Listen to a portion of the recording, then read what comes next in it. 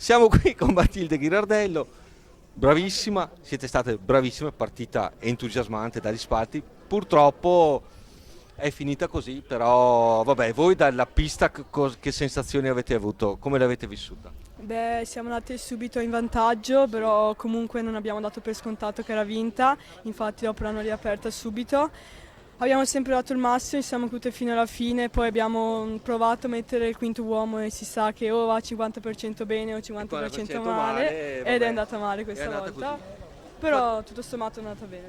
allora, abbiamo visto una partita di tecnica, di grande tecnica, di grande velocità. Facciamo un passettino indietro.